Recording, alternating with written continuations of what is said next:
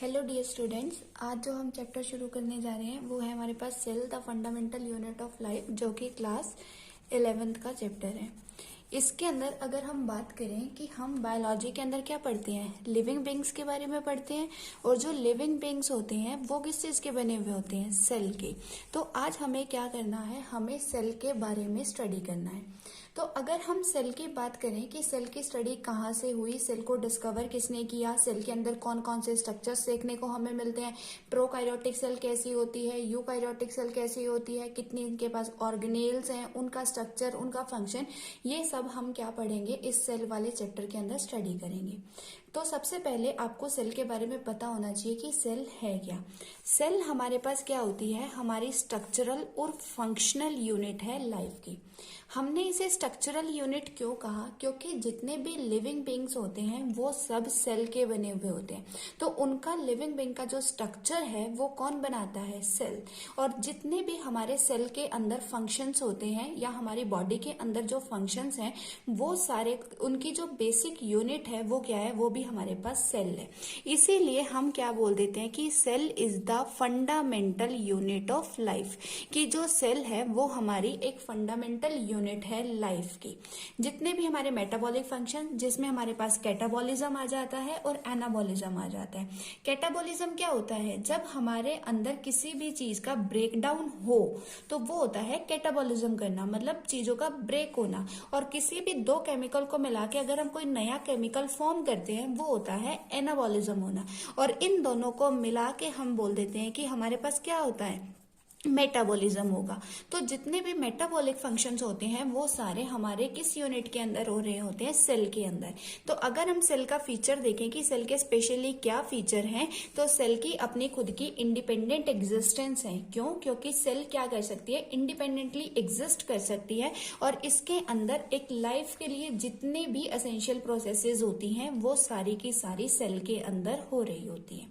अब अगर हम बात करें डिस्कवरी की, कि सेल को डिस्कवर कहाँ से किया गया और किसने किया, तो सबसे पहले जो नाम आप सुनते हैं वो है रॉबर्ट हुक। रॉबर्ट हुक ने क्या किया था, सबसे पहले कॉर्क सेल, कॉर्क क्या थी, जो पेड़ की छाल होती है कॉर्क ट्री की, उसको क्या किया था, ऑब्जर्व किया था। और उसके अंदर उन्होंने सबसे पहले डेड सेल्स को ऑब्जर्व किया था। इनके बाद जो सेकेंड साइंटिस्ट हमारे पास आते हैं, एंटोन वॉन ल्यूवेनहुक, जिन्होंने सबसे पहले किसको ऑब्जर्व किया, लिविंग सेल्स को ऑब्जर्व किया था। तो अगर आपसे कोई पूछे कि सबसे पहले सेल किसने ऑब्जर्व की थी, तो रॉबर्ट हुक ने की थी। बट अगर लिविंग सेल पूछा जाए किसने ऑब्जर्व की थी, तो वो एंटोन वॉन ल्यूवेनहुक ने सबसे पहले ऑब्जर्व की थी। इसके बाद जो हमारे पास एक सेल का स्ट्रक्चर आप टिपिकली देखते हो, उसके अंदर आपको न्यूक्लियस दिखाई देता है। अभी तक तो हम यही देख रहे हैं कि सेल को किसने ऑब्जर्व किया, तो उसके अंदर जो न्यूक्लियस है उसको सबसे पहले रॉबर्ट ब्राउन ने ऑब्जर्व किया था with the help of electron microscope. ठीक है। उसके बाद जो न्यूक्लियस होता है, न्यूक्लियस के अंदर जो हमारा जेनेटिक मटेरियल होता है, जो मोस्ट कॉमनली डीएनए देखा जाता है। डीएनए क्या होता है, डीऑक्सी राइबो न्यूक्लिक एसिड। तो वो जो एसिडिक कंटेंट हमारे न्यूक्लियस के अंदर है उसको सबसे पहले किन्होंने ऑब्जर्व किया, फ्रेडरिक मिशर ने ऑब्जर्व किया था। तो ये 4 ऑब्जर्वेशन है। कई बार इनसे क्वेश्चन बन जाता है कि सबसे पहले लिविंग सेल किसने ऑब्जर्व किया, या न्यूक्लियस की डिस्कवरी किसने की थी, न्यूक्लियन की डिस्कवरी किसने की थी। ये न्यूक्लियन क्या है, ये न्यूक्लियन वही एसिडिक कंटेंट है जो कि किसके अंदर देखा गया, न्यूक्लियस के अंदर देखा गया। अगर हम बात करें सेल थ्योरी की, कि सेल से रिलेटेड जो थ्योरी प्रपोज की गई कि सेल का स्ट्रक्चर कैसा है, सेल, नई सेल्स बनती कैसे हैं, तो वो है हमारे पास सेल थ्योरी। सेल थ्योरी के अंदर सबसे पहले 1838 में मैथिस शिल्डन नाम के एक बॉटनिस्ट थे, और कहाँ के, जर्मन बॉटनिस्ट थे। अब बॉटनिस्ट है तो इन्होंने क्या किया था, इन्होंने प्लांट की स्टडी की थी। और प्लांट की स्टडी में इन्होंने देखा कि जब हम प्लांट सेल को ऑब्जर्व कर रहे थे तो जो उनके बाहर की सबसे आउटर मोस्ट लेयर है वो हमें क्या देखने को मिलती है, सेल वॉल देखने को मिलती है। जो सेल वॉल क्या है, काफी ज्यादा थिक लेयर है। इसके बाद सेल वॉल के अंदर हमें एक थिन लेयर दिखाई दे रही है जिसको क्या बोला गया, प्लाज्मा मेम्ब्रेन, या इसी को हम क्या बोल देते हैं, सेल मेम्ब्रेन। तो ये किसने ऑब्जर्व किया था, ये ऑब्जर्व किया था मैथिस शिल्डन ने, जो क्या थे, जो कि एक जर्मन बॉटनिस्ट थे। इसके बाद 1839 में थियोडोर स्वॉन आए। स्वॉन क्या थे? जूलॉजिस्ट थे, और इन्होंने एनिमल सेल को ऑब्जर्व किया था। एनिमल सेल को जब इन्होंने ऑब्जर्व किया तो देखा कि इसके अंदर कोई सेल वॉल नहीं है। जो सेल वॉल पहले शिल्डन ने किसके अंदर देख ली थी? प्लांट सेल के अंदर देखी थी। वैसी कोई भी सेल वॉल इन्हें एनिमल सेल में देखने को नहीं मिली। जो सिर्फ सेल मेम्ब्रेन थी, वो सेल मेम्ब्रेन सिर्फ वहां पे प्रेजेंट थी। तो इन्होंने कहा कि जो सेल वॉल है that is a unique character of the plant, कि वो प्लांट में ही हमें देखने को मिल रही है, वो एनिमल में देखने को नहीं मिल रही। इसके बाद स्वॉन ने सिर्फ प्लांट्स एनिमल सेल को ऑब्जर्व ना करके प्लांट सेल को भी ऑब्जर्व किया, और इन्होंने क्या देखा कि जो प्लांट सेल्स हैं उनमें क्या देखने को मिल रहा है? हमें सेल वॉल देखने को मिल रहा है, और जबकि एनिमल सेल में हमें सिर्फ क्या देखने को मिल रहा है? प्लाज्मा मेम्ब्रेन देखने को मिलती है। इसके अंदर हमें कोई सेल वॉल देखने को नहीं मिलती। तो इन बेसिस पे क्या किया गया? एक सेल थ्योरी फॉर्मुलेट की गई जो स्वॉन ने दी। सबसे पहले क्या था? इसका जो पहला पोस्टुलेट था that was animal and plant are composed of cell and product of cells, कि चाहे हम एनिमल सेल की बात कर लें या प्लांट सेल की बात कर लें या एनिमल और प्लांट की बात करें, तो ये दोनों सेल और इन्हीं के प्रोडक्ट्स के बने हुए हैं। But there is a difference कि जो प्लांट्स हैं वो सेल वॉल, उनके पास सेल वॉल है, एनिमल के पास सेल वॉल नहीं है। तो सेल वॉल क्या हो गया? एक यूनिक फीचर हो गया किसका? प्लांट सेल का। लेकिन इस सेल थ्योरी को क्या किया? जो रुडोल्फ वर्च्यू थे उन्होंने थोड़ा सा मॉडिफाई किया और एक न्यू सेल थ्योरी आई, मॉडर्न सेल थ्योरी, जिनमें क्या ऐड किया गया? जिसमें ऐड किया गया ओमनी सेलुला ई सेलुला। दैट मीन्स कि कोई भी आपके पास नई सेल है वो कहाँ से बनती है? वो किसी ना किसी पुरानी एग्जिस्टिंग सेल से ही बन रही है, मतलब प्री एग्जिस्टिंग सेल से ही बनती है। कि कोई भी सेल किसी नॉन लिविंग मैटर से नहीं बन रही। जो फर्स्ट लाइफ ओरिजिन है या फर्स्ट सेल ओरिजिन है वो तो आप इवोल्यूशन में स्टडी करते हैं। यहाँ सिर्फ ये कहा गया कि जो न्यू सेल्स हैं वो कहाँ से आती हैं? वो प्री एग्जिस्टिंग सेल से आती है। दैट मीन्स सेल्स रिप्रोड्यूस करती हैं और नई सेल्स को वहां पे बनाती हैं। ठीक है, लेकिन इसकी कुछ एक्सेप्शंस थी। जैसे कि हम बात करते हैं वायरसेस की।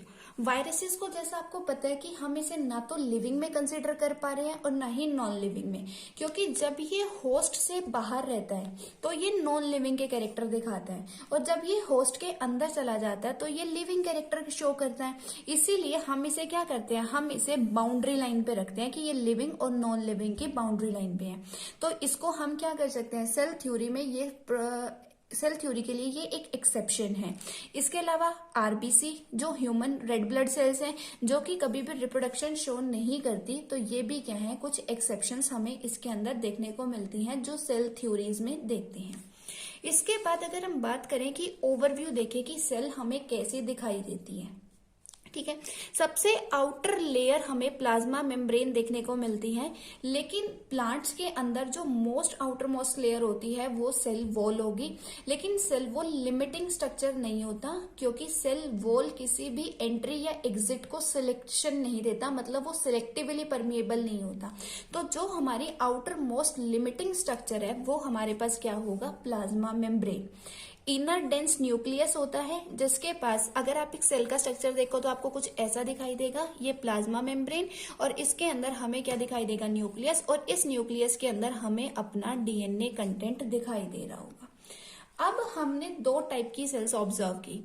एक वो सेल जिसके अंदर हमें मेम्ब्रेन बाउंड न्यूक्लियस दिखाई दे रहा है।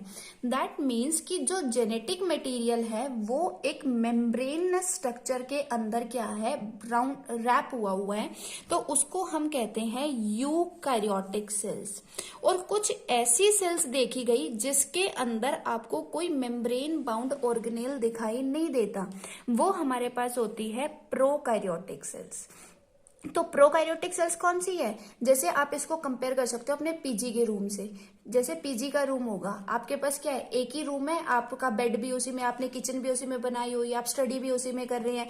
तो वो प्रोकैरियोटिक सेल जैसा है कि इसके पास क्या है? कोई मेम्ब्रेन बाउंड न्यूक्लियस भी नहीं है और बाकी मेम्ब्रेन बाउंड ऑर्गेनेल्स भी नहीं है। जबकि जो यूकैरियोटिक सेल्स है वो हाईफाई घर है, जैसे कि किचन अलग है, ड्राइंग रूम अलग है, बेडरूम अलग है, तो सब कंपार्टमेंट्स बने हुए हैं। तो वो हमारी कैसी सेल है? वो यूकैरियोटिक सेल है। और प्रोकैरियोटिक कैसी है? बेचारी गरीब सी सेल है जिसके जिसके पास कोई अलग से कंपार्टमेंट नहीं है, सब कुछ एक ही एरिया के अंदर चल रहा है। अब इसके अंदर क्या होगा, जो ये पार्ट यहाँ बच गया लिक्विड वाला, जेली सब्सटेंसेस, ये होता है हमारे पास साइटोप्लाज्म। ये साइटोप्लाज्म क्या है, ये मेन एरिना है फॉर द सेलुलर एक्टिविटीज। मतलब सेल की जो भी एक्टिविटीज चल रही होंगी वो सारी इस साइटोप्लाज्म वाले एरिया के अंदर ही चलती है। क्यों? क्योंकि यही हमारे बहुत सारे एंजाइम्स होंगे, जो हमारी ऑर्गेनेल्स होंगी यूकैरियोटिक के पास, वो भी हमें यही देखने को मिलेगी, जो ये साइटोप्लाज्म वाला एरिया होगा।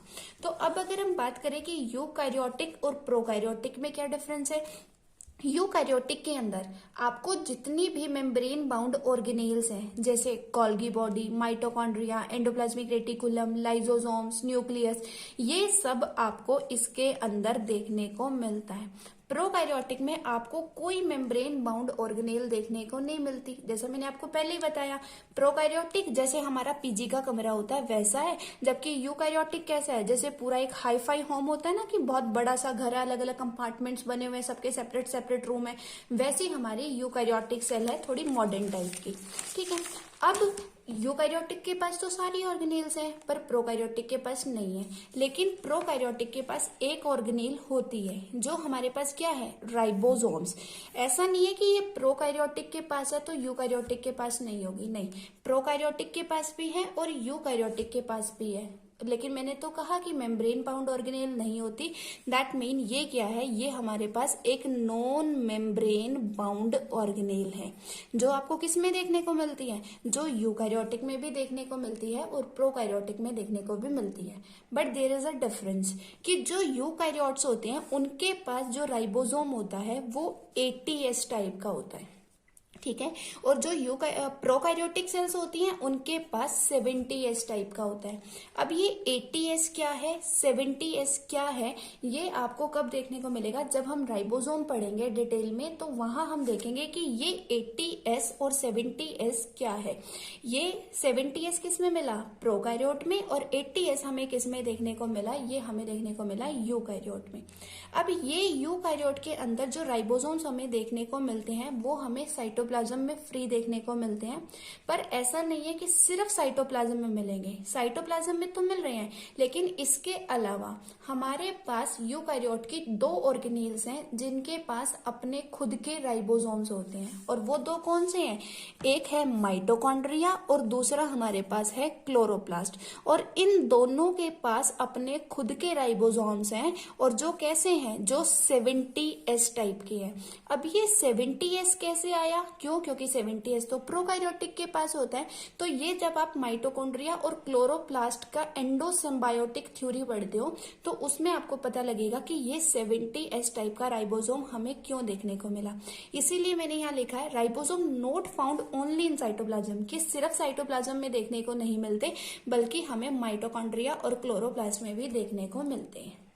ठीक है, इसके बाद अगर हम सेल की बात करें, सेल साइज, शेप और एक्टिविटी में वेरी कर सकती है। जैसे डिस्क लाइक हो सकती है, पॉलीगोनल टाइप की हो सकती है, कॉल्यूमिनार हो सकती है, क्यूबॉइडल हो सकती है, थ्रेड हो सकती है, इरेगुलर हो सकती है। जैसे हम अपने WBC की बात करते हैं, जो अमीबॉइड शेप की है, इरेगुलर शेप की हैं। इसके अलावा अगर आप अपने इंटेस्टाइन की देखेंगे तो उसमें आप क्या देखेंगे, आपको वहां माइक्रोवेलाई देखने को मिलेगी। तो डिपेंडिंग अपॉन फंक्शन, स्ट्रक्चर, वो क्या हो सकती है, अलग अलग शेप की हमें देखने को मिल सकती है।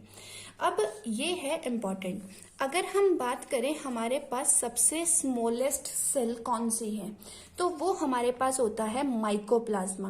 माइकोप्लाज्मा का साइज क्या है, 0.3 माइक्रोमीटर। इसके बाद अगर बात किया जाए बैक्टीरिया, बैक्टीरिया का साइज अप्रोक्सीमेट 3 to 5 माइक्रोमीटर है। अगर कोई लार्जेस्ट सेल पूछे कि लार्जेस्ट सिंगल सेल कौन सी है, तो वो हमारे पास होती है ऑस्ट्रिच का एग, क्योंकि हमें पता है कि जो भी गैमेट बनता है, चाहे वो एग हो या स्पर्म हो, वो एक सिंगल सेल होता है। तो ऑस्ट्रिच का एग जो है वो क्या है, हमारे पास लार्जेस्ट सेल है। लेकिन अगर लॉन्गेस्ट सेल पूछी जाए तो वो हमारी नर्व सेल्स होती हैं, जो लॉन्गेस्ट हैं। और ह्यूमन के RBC का साइज लगभग 7 माइक्रोमीटर के अप्रोक्स हमें देखने को मिलता है। ठीक है। इसके बाद हमारे पास शुरू होता है प्रोकैरियोटिक सेल और यूकैरियोटिक सेल। पहले हम प्रोकैरियोटिक सेल पढ़ेंगे और उसके स्ट्रक्चर्स के बारे में स्टडी करेंगे, देन हम यूकैरियोटिक सेल्स पढ़ेंगे और यूकैरियोटिक के स्ट्रक्चर के बारे में स्टडी करेंगे। तो जो हम ये प्रोकैरियोटिक सेल ये हम आपको पढ़ाएंगे नेक्स्ट वीडियो में।